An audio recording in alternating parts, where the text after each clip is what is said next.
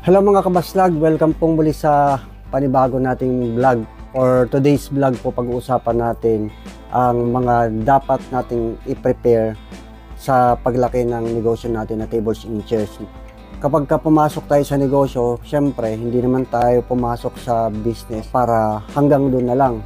Kumbaga parang stagnant. Pagpapasok ka sa negosyo, anumang negosyo yan, tables and chairs mo yan o iba pa, dapat ang program natin papalaki ng papalaki. Doon naman talaga tayo yayaman kapag gano'n. Kasi pagka stagnant, hindi mo masasabing okay yung negosyo. At saka, possible pa rin na mabankrupt ka kapag gano'n. Kasi syempre, inflation rate, tatalunin ka.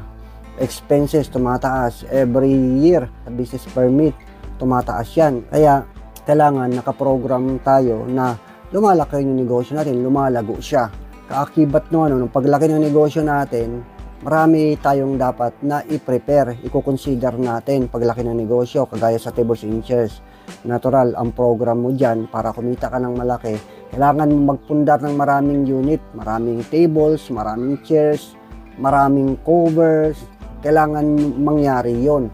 Siyempre, kapag marami ka ng unit, marami ka ng tables, marami ka ng chairs, ang tanong doon, saan mo naman ilalagay yon? Yan ang mga pag-uusapan natin ngayon. Pero bago natin ituloy yan, baka po pwedeng paki-like, share, and comment na rin. At sa mga ngayon palang nakadaan sa aking channel, baka po pwedeng paki-subscribe na ating channel at paki-click na rin yung notification bell at marami pa tayong pag-uusapan na ganitong mga klase ng content about sa pagninegosyo ng tables and chairs. Tuloy na natin, dapat mo i-consider sa pag-expand ng iyong negosyo.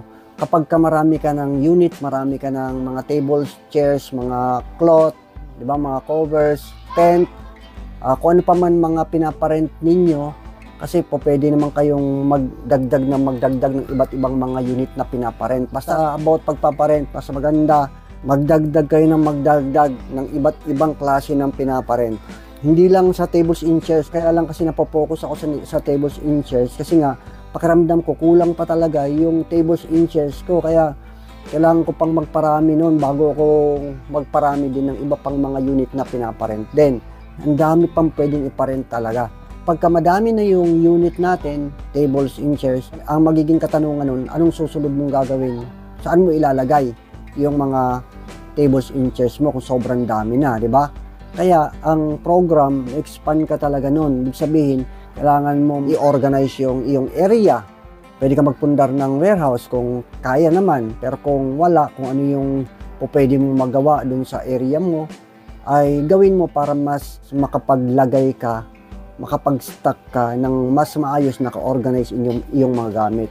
Pwede nyong consider na gumawa kayo ng mga rack, yung kagaya rin ng sa Wilcon, di ba? Pag pumunta ka sa Wilcon, makikita mo yung mga rack nila. Kumbaga, mas na ma-maximize nila yung area nila, nagagawa nila, natitipid nila mga espasyo nila. Kasi nga, gumagamit sila ng rack. Pwede nyong gawin yun, mas magiging organisado yung inyong warehouse ng inyong negosyo kapag kami mga ganon. Pwede kayong mag-provide ng mga rack. Siyempre, kapag ganon naman, ang maging isipin niyo paano yung pag-akyat baba, pwede rin yung hagdanan kapag wala pa kayong budget, hagdanan na yung naibubuka, na ipo-fold, pwede rin yun. Pero siyempre, kailangan safety. Dapat pagka nag-provide kayo ng hagdanan, pag umakyat, kailangan isipin nyo lagi yung safety. Hindi yung basta yung mahinang klase, baka malaglag naman pag akyat doon. At pwede nyo rin na mag-provide kayo ng mga equipment na mga lifter, yung machine na talaga siya. Kasi mas maliles ninyo yung time ninyo, maliles din ninyo yung pagkuha ng tao, yung pagpapasweldo ng tao. Hindi mo kailangan kumuha ng maraming tao para mag-akyat baba ng iyong mga gamit kasi kung meron ka naman ng mga machine. Yan yung po pwede natin na magawa kapag dumating sa point na warehouse na talaga yung ating istakan ng ating mga unit. Pag dami ng ating mga unit, syempre, mas malaki yung posibilidad na makuha natin yung mga malalaking kliyente.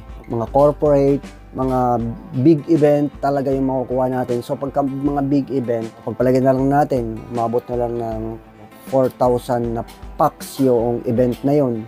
So gaano kadaming table, lalo na yung mga covers nun, di ba? Sobrang dami nun. Kapag ganun, kailangan natin ng malaking truck. So, kailangan nakaprogram tayo doon. So, magdadagdag rin tayo ng truck. So, ano pa ang kailangan na i-program natin? Siyempre, yung parkingan ng ating sasakyan, mga truck. O pwede naman na umupa muna, mangupahan ng bakanting lote. Kailangan isipin niyo yung mura lang, yung di ba ng medyo looban siya pero pinaparenta ng mura lang. At doon kayo mas magkakaroon ng malaki-laking profit kapag ang nakukuha ninyong bakanting lote na parkingan ng sasakyan ay mura lang. Kasabay din nun, kailangan nyo rin magdagdag ng driver. So kapag kukuha naman kayo ng driver, kailangan din na kilala nyo yung tao. Kaya dapat nakaprogram kayo sa ganun. Pati yung magiging helper ninyo, dapat kilatisin nyo rin mabuti yung magiging helper ninyo. Isang bagay pa, pagdami ng inyong mga unit, syempre pag dumami yung tables mo, pag dumami yung chairs mo, kailangan mo rin magparami ng mga cover. Kasi kapartner yun eh. O merong din naman na nagre-rent ng wala na hindi kasamang cover. Kaya lang kapag ang nag-rent sa inyo ang gusto may kasamang cover, paano mo makukuha kung ayaw mong mag-provide ng cover? So syempre dapat kasabay din na pagpaparami mo ng tables and chairs, yung mga cover din, cover ng chairs, cover ng table, mayroon pang tinatawag na topper, mayroon pang ribbon, mayroong napkin. So magpaparami tayo ng mga ganon. Siyempre pagka magpaparami ng mga covers, kailangan nyo rin ng mga storage nun, lagayan ng mga cover. Pwede rin yung parang pa-cabinet style, parang pagondola din, nakatupi siya. Bawat klase ng cover, halimbawa chair cover, for chair cover dito, kulay ng chair cover, ribbon dito, anong kulay ito, bawat kulay, so naka-organization.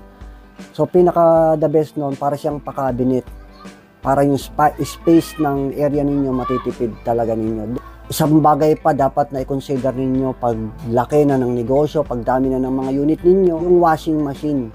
Pwede kayong mag-start ng mga washing machine, maliliit na washing machine, dryer.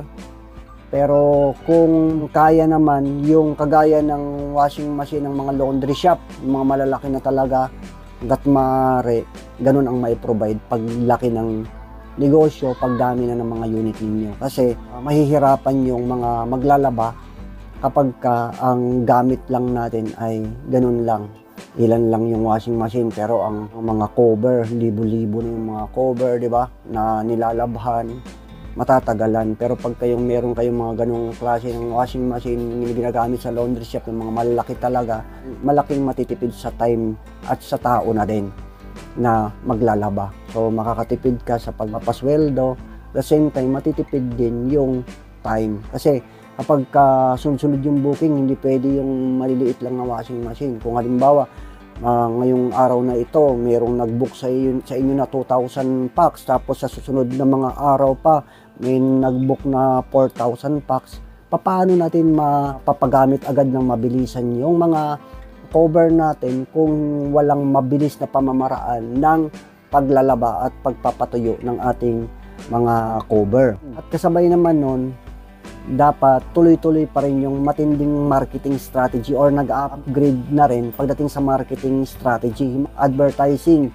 dapat boosting, at kung maaari meron na kayong tao, kasamahan sa bahay na talagang sila yung gumagawa ng marketing. Pwede nating pasweldohin yun kasi siyempre mababaliwala yung mga unit natin kapag wala namang nagre-rent. Pero kapag merong magandang marketing strategy, hindi kayo mawawalan talaga ng booking, hindi mawawalan na nagre-rent sa inyong tables and chairs. Hanggang dito na lang aking vlog at salamat po ng marami sa